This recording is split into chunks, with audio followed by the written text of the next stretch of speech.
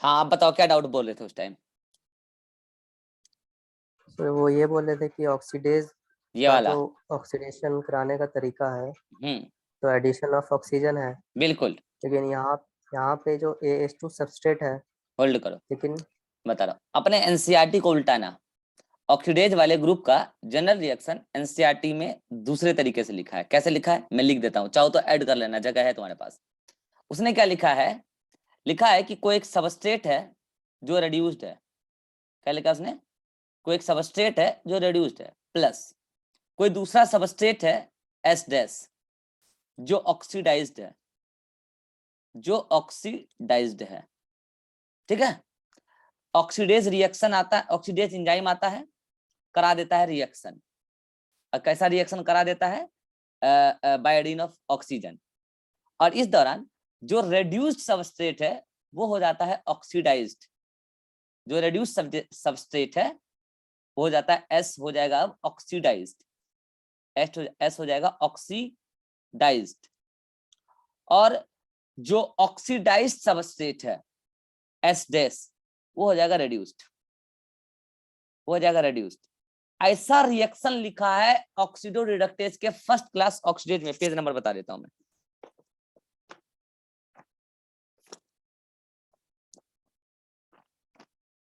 Page number जब आओगे 158 पर, तो 158 के जो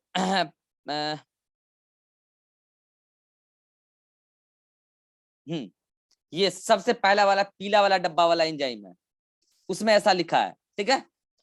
लेकिन उसने ये क्लियरिटी के साथ ये नहीं बताया कि ये रिएक्शन किसका है।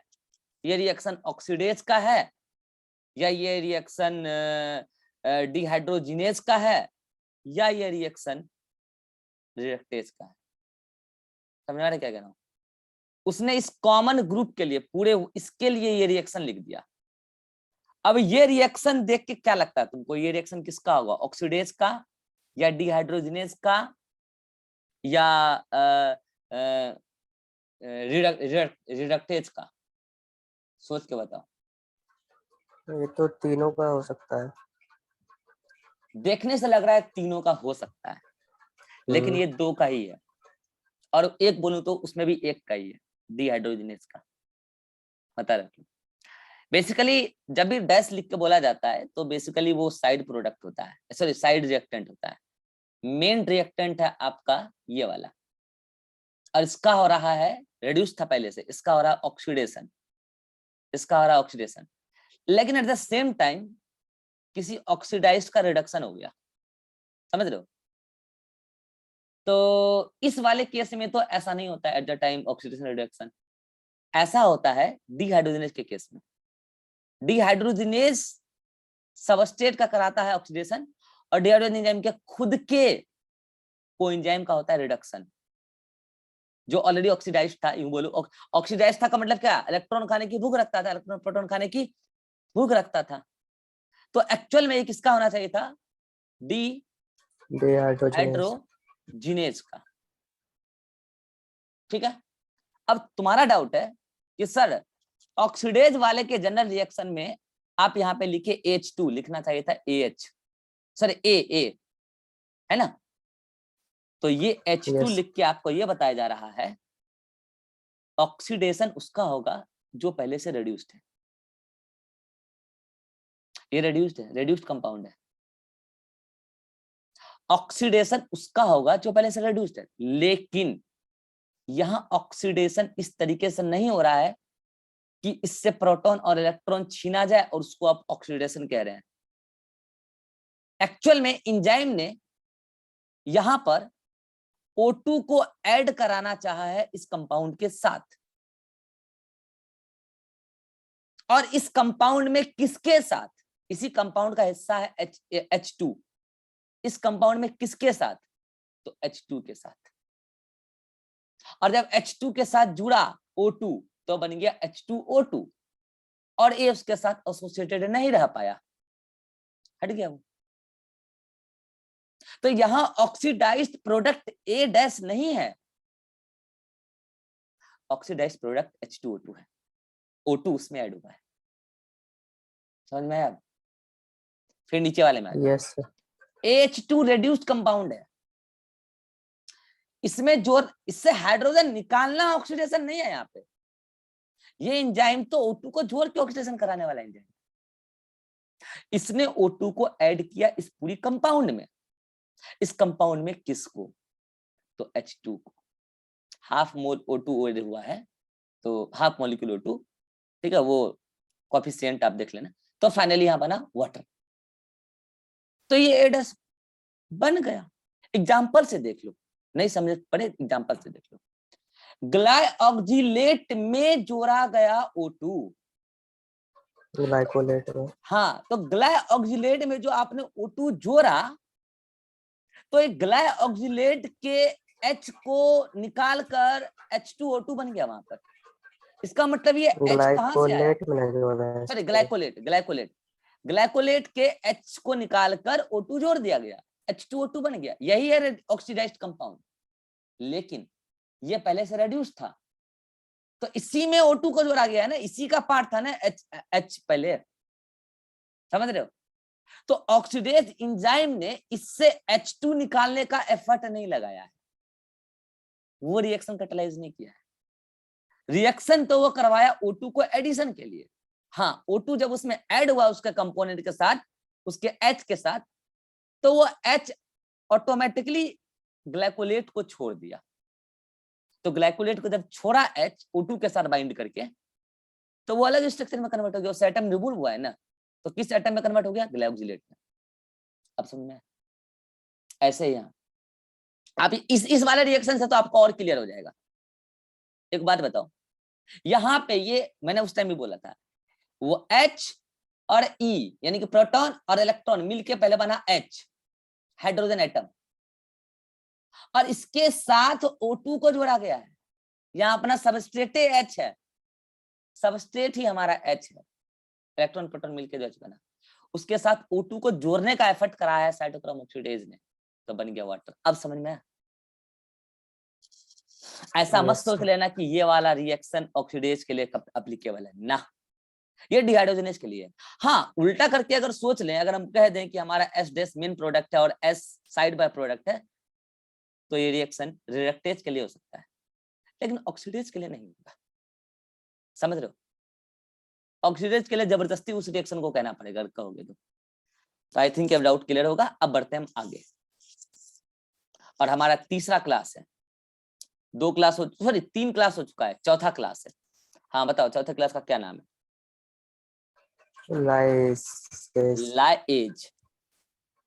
लाइएज। अभी थोड़ी देर पहले मैंने आपको पढ़ाया हाइड्रोलाइजेज। हाइड्रोलाइजेज में भी बॉन्ड ब्रेक होता था ना, अमाइड बॉन्ड हो, पेप्टाइड बॉन्ड हो, CN बॉन्ड हो, CP बॉन्ड हो, कोई भी बॉन्ड ब्रेक हो सकता है, कोई भी बॉन्ड ब्रेक हो सकता है, but in presence of water. सुनना, लाइएजेज भी एक सबस्ट्रेट के बॉन्ड को तोड़ता है और 2 अलग अलग ग्रुप में कन्वर्ट कर देता है, मतलब बॉन्ड को तोड़ता है, उसके एटम को हटाता है वहां से, बट वाटर की प्रेजेंस में नहीं होता है। और एक खासियत, अच्छा वहां क्या होता था, सुनो, हाइड्रोलाइजेज में क्या होता था, AB है, वाटर रिएक्ट करता था, तो AH प्लस BOH बन जाता था ना, उसका उल्टा भी बन सकता है, AOH और BH भी बन सकता है, ठीक है, बनता था। तो मुझे बताओ, ये बॉन्ड जब टूटता था, ये दोनों एटम अलग हो जाता था, और भी हो जाता था ना, उसी कंपाउंड का पूरा एटम, और उसके साथ वाटर का कंपोनेंट अटैच होता था, यस और नो? ऐसा होता था हाइड्रोलाइजेज में। यहाँ पे भी बॉन्ड टूटेगा, एग्जांपल लिख देता हूं मैं, देख लो, यहाँ पे भी बॉन्ड टूटेगा। सपोज दैट, पॉपुलर एग्जांपल लेता हूं मैं, C इस C के साथ जुड़ा है कोई X ग्रुप, X एटम मान लो, या कोई ग्रुप, फंक्शनल ग्रुप, और इसके साथ जुड़ा है कोई Y, और ये पूरा एक कंपाउंड है, पूरा एक कंपाउंड है। अगर मैं इसके साथ हाइड्रोलाइसिस रिएक्शन करा के प्रोडक्ट बनाऊं, तो पता है प्रोडक्ट क्या बनेगा? बना दूं, इसको यहां से तोड़ूंगा और क्या करूंगा, CXH प्लस CYOH।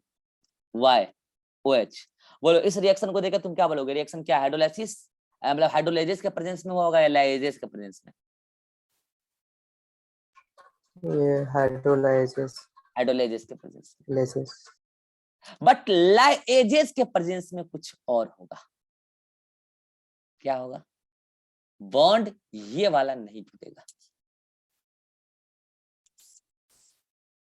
वो वाला बॉन्ड नहीं टूटेगा। बॉन्ड टूटेगा ये वाला और ये वाला। और जब ये और ये वाला बॉन्ड टूटेगा तो एक इलेक्ट्रॉन यहां फ्री रेडिकल, एक इलेक्ट्रॉन यहां फ्री रेडिकल, देखते चलना। उसके बाद एक इलेक्ट्रॉन यहां और एक इलेक्ट्रॉन यहां, एक्स और वाई का। क्या अंदाजा लगा पा रहे हो क्या होने वाला है? सी डबल बॉन्ड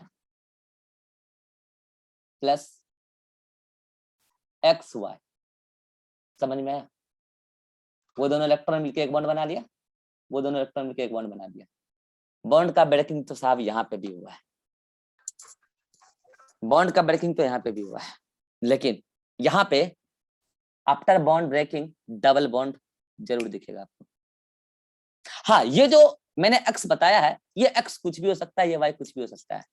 हो सकता है ये एक्स खुद भी सी हो, हेलो, यानी कि सीसी बॉन्ड भी टूट सकता है। हो सकता है ये एच हो, यानी कि सी एच बॉन्ड भी टूट सकता है। हो सकता है ये पी हो, यानी कि सीपी बॉन्ड भी टूट सकता है। हो सकता है ये एन हो, यानी कि सीएन बॉन्ड भी टूट सकता है। हो सकता है कि यहाँ पे ओ हो, यहाँ सीओ बॉन्ड भी टूट सकता है। ओ होगा तो एक डबल ओ होगा, एक बॉन्ड टूटा, कोई भी बॉन्ड टूट सकता है, लेकिन अंत में आपको डबल बॉन्ड दिखेगा। समझ में आया? लाइएजेस और हाइड्रोलेजेस दोनों में सबस्ट्रेट के बॉन्ड की ब्रेकिंग हो रही है। अंतर यह है कि हाइड्रोलेजेस में बॉन्ड की ब्रेकिंग वाटर की प्रेजेंस में हो रही है, और आफ्टर ब्रेकिंग डबल बॉन्ड नहीं देखने को मिल रहा सब रिएक्टेंट प्रोडक्ट में। लेकिन लाइएजेज में जो बॉन्ड की ब्रेकिंग हो रही है, वो भी bond C N C P कुछ भी हो सकता है, लेकिन बॉन्ड ब्रेकिंग के बाद प्रोडक्ट में डबल बॉन्ड देखने को मिलेगा। और यहाँ पे बॉन्ड ब्रेकिंग के लिए वाटर का प्रेजेंस जरूरी नहीं है, क्योंकि एंजाइम लाइएजेज है। अंतर समझ में आ गया? Yes sir. देख लो नोट्स में, रिएक्शन समझ में आना चाहिए, जनरल रिएक्शन समझ में आ गया, बाकी सब समझ में आ जाएगा। कहाँ गया लाइएजेज? चौथा ग्रुप ये रहा, हाइड्रोलाइजेज था ये तो। ये रहा लाइएजेज। देखो एग्जाम्पल भी देख लो, वैसे तो एग्जाम्पल कई सारे हैं, घने सारे हैं। जैसे फ्रक्टोज 1,6 बाइफॉस्फेट, ये टूटता है 2 molecule of phosphoglyceraldehyde PgAl, 2 molecule of PgAl। और जब ये फ्रक्टोज 1,6 बाइफॉस्फेट टूटता है 2 मॉलिक्यूल ऑफ फॉस्फोग्लिसल्डाइड में, तो दोनों मॉलिक्यूल फॉस्फोग्लिसल्डाइड में आपको डबल बॉन्ड देखने को मिलेगा। समझ में आया? दोनों मॉलिक्यूल जब टूटेगा तो इस कदर आप कहेंगे, तो मतलब कि आप जब वहां पे एटम बना के दिखाऊंगा मैं आपको फॉस्फोग्लिसल्डाइड और फ्रक्टोज 6 फॉस्फेट, तो वहां पे भी आपको दिखा दूंगा। जनरल रिएक्शन इस तरीके से भी आप समझ लो।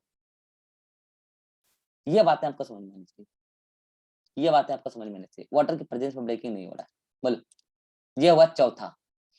पांचवा बता दूं डायरेक्ट, आसान है, लिखने की क्या जरूरत है। पांचवा आइसोमेरेजेस, सिंपल सा है, आइसोमेरेशन रिएक्शन होगा।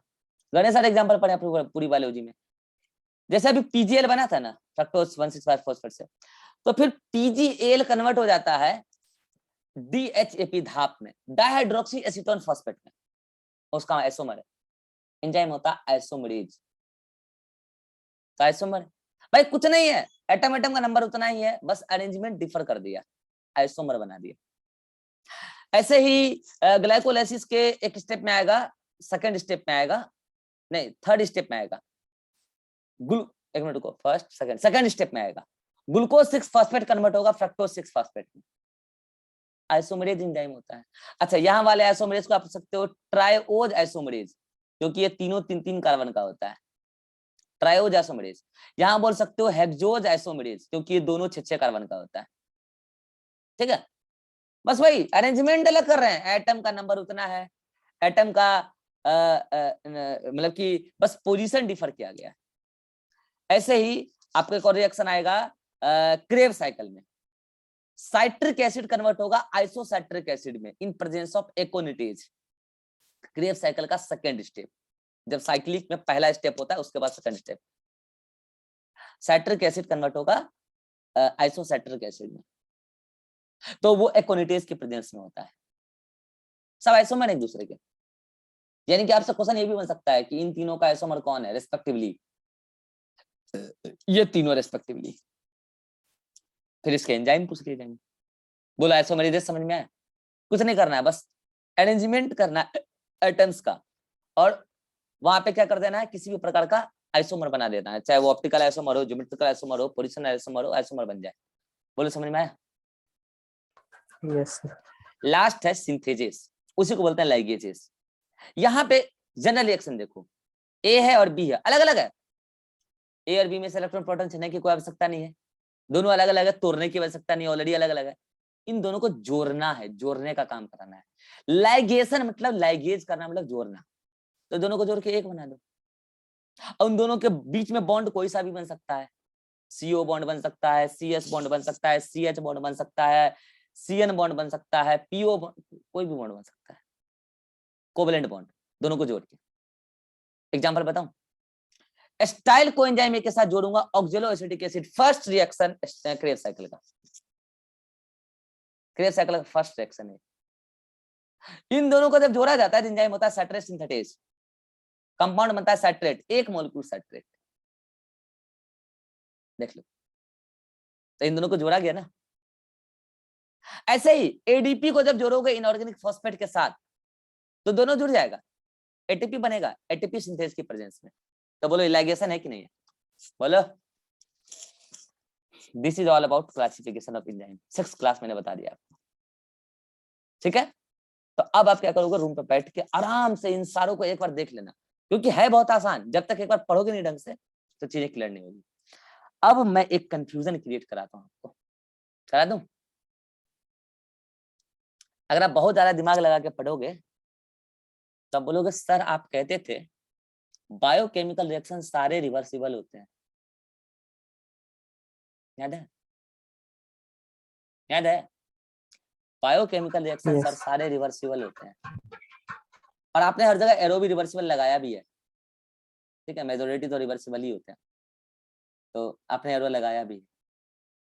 तो सर अगर एडीपी और ऐसे हर जगह देख सकते हो आप, एडीपी और इनऑर्गेनिक फॉस्फेट को जोड़ें तो सिंथेसिस का काम हो रहा है एटीपी सिंथेस के प्रेजेंस में, लेकिन सर रिवर्सिबल रिएक्शन में ब्रेकडाउन का हो रहा है सर, तो एटीपी सिंथेस को क्लास 6 में क्यों रखा?